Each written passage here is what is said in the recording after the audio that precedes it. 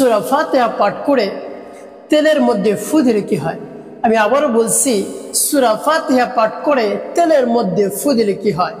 খুবই বহু দামি দরকারি আমলটি আপনি শিখে রাখুন, আপনার কাজে লাগবে। যখন এই আমলটি আপনি করবেন তখন আপনি বুঝবেন কত গুরুত্বপূর্ণ এবং কত দরকারি আমলটি করার ক্ষেত্রে আপনার বেশি কোনো টাকা খরচ করতে হবে না, আপনাকে কিছু তেল সংগ্রহ করতে হবে। তাই বিস্তারিত জানার জন্য, আমলটি শিখে রাখার জন্য ভিডিওটি শেষ পর্যন্ত ধৈর্য এবং মনোযোগের সাথে দেখার অনুরোধ থাকবে। তো প্রিয় ভাই বোনেরা, এই আমলটি আপনি কখন করবেন? এই আমলটি আপনি ফজরের নামাজের পর করবেন। ফজরের নামাজ যখন আপনার হয়ে যাবে, জামাতের সাথে আদায় করবেন, তারপরে নির্জন একেবারে ফ্রেশ মন নিয়ে আপনি এই আমলটি করবেন। তারপরে আপনার সামনে কি রাখবেন? আপনার কাছে তেল রাখবেন। যে তেল আপনি ব্যবহার করেন সেই তেল আপনারা রাখবেন। সেটা যে কোনো তেল হতে পারে, শুধু যে সরিষার তেল হতে হবে এটা কোনো কথা নেই। যে তেল আপনি ব্যবহার করেন সেই তেল আপনি আপনার সামনে রাখবেন। তারপরে আপনার যদি অজু থাকে তাহলে তো ভালো, অন্যথায় উত্তম রূপে অজু করে আপনি নামাজের মুসাল্লায় বসবেন, পবিত্র স্থানে বসবেন। তবে আমলের শুরু থেকে শেষ পর্যন্ত আপনি কারোর সাথে কথা বলবেন না। দুনিয়ার সব ধরনের ধ্যান খেয়াল একেবারে দূর করে দিতে হবে। যত ধরনের চিন্তা ভাবনা আছে সব চিন্তা ভাবনা দূর করতে হবে। তারপরে আপনার জীবনের গুনাহ কথা স্মরণ করে তওবার উদ্দেশ্যে, গুনাহ মাফের উদ্দেশ্যে ইস্তেগফার পাঠ করতে হবে। আস্তাগফিরুল্লাহ আস্তাগফিরুল্লাহ আস্তাগফিরুল্লাহ। পূর্ণ ইস্তেগফারটি পাঠ করতে পারলে ভালো। আস্তাগফিরুল্লাহ রাব্বি মিন কুল্লি যামবি ওয়া আতুবু ইলাইহি লা হাওলা ওয়া লা কুওয়াতা ইল্লা বিল্লাহিল আলিয়্যিল আযীম। এভাবে ইস্তেগফার পাঠ করে তারপরে আপনি 3 বার দুরূদ শরীফ পাঠ করবেন, সাল্লাল্লাহু আলাইহি ওয়াসাল্লাম সাল্লাল্লাহু আলাইহি ওয়াসাল্লাম সাল্লাল্লাহু আলাইহি ওয়াসাল্লাম। যখন এভাবে ইস্তেগফার দুরূদ শরীফ পাঠ করা হয়ে যাবে, আপনার সামনে যে তেল থাকবে এর মধ্যে আপনি ফু দিবেন না। তারপরে আমার দেখানো নিয়ম অনুযায়ী সূরাতুল ফাতিহা আপনি পাঠ করবেন। সূরাতুল ফাতিহা যখন আপনি পাঠ করবেন তখন আপনি যে উদ্দেশ্যে আমলটি করতেছেন সেই উদ্দেশ্যের কথা মনে মনে ভাববেন, চিন্তা করবেন, স্মরণ করবেন। আপনি আমলের মধ্যে সেই চিন্তা আপনি নিয়ে আসবেন, আর দুনিয়ার সব ধরনের চিন্তা আপনি দূর করে দিবেন, পেরেশানি হতাশা সব দূর করে দিবেন। শুধু আমলের চিন্তা আপনার মনের মধ্যে থাকবে। তারপরে আপনি সূরাতুল ফাতিহা পাঠ করবেন, যেমন বিসমিল্লাহির রহমানির রহিম আলহামদুলিল্লাহি রাব্বিল আলামিন আর রহমানির রহিম মালিকি ইয়াউমিদ্দিন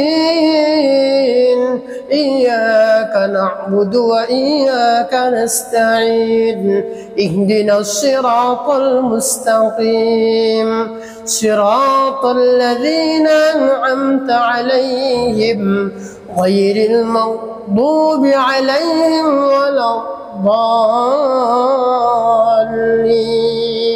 এভাবে যখন সূরাতুল ফাতিহা পাঠ করা হয়ে যাবে, আপনার সামনে যে তেল থাকবে এর মধ্যে একটি ফু, তারপরে আপনি আবার পাঠ করবেন, যেমন বিসমিল্লাহির রহমানির রহিম আলহামদুলিল্লাহি রাব্বিল আলামিন আর রহমানির রহিম মালিকি ইয়াউমিদ্দিন ইয়্যাকা না'বুদু ওয়া ইয়্যাকা নাস্তাঈন ইহদিনাস সিরাতাল মুস্তাকিম সিরাতাল লাযীনা আন'আমতা আলাইহিম গায়রিল মাগদুবি আলাইহিম ওয়ালাদ-দাল্লিন। এভাবে যখন সূরাতুল ফাতিহা পাঠ করা হয়ে যাবে, আপনার সামনে যে তেল থাকবে তেলের মধ্যে আপনি ফু দিয়ে দিবেন। তো প্রিয় ভাই বোনেরা, এভাবে কতবার সূরাতুল ফাতিহা পাঠ করবেন? 7 বার। সূরাতুল ফাতিহা পাঠ করে 7টি ফু তেলের মধ্যে দিবেন। তারপরে আপনি শেষে দুরূদ ইব্রাহিম পাঠ করবেন 3 বার।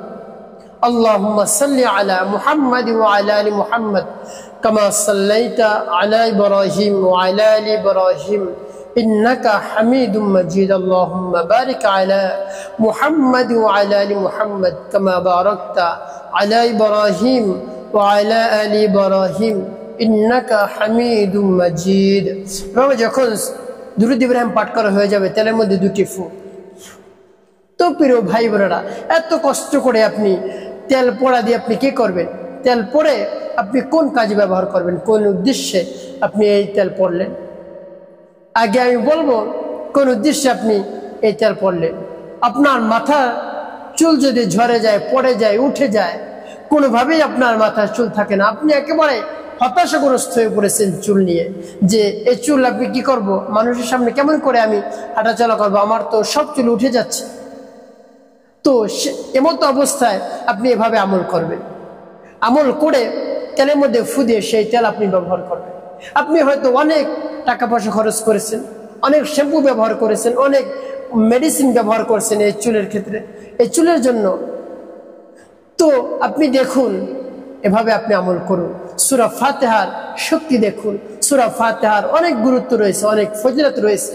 আর সূরাতুল ফাতিহা হলো সূরাতুশ শিফা, রোগ মুক্তির সূরা। তো আপনার তো একটা রোগ, চুল উঠে যায়, একটা রোগ, কোনোভাবেই চুল আপনি ধরে রাখতে পারছেন না, আপনি চিন্তায় পড়ে গিয়েছেন, হাজার হাজার টাকা নষ্ট করছেন, ডাক্তারের শরণাপন্ন হয়েছেন, কোনো লাভ হয় না।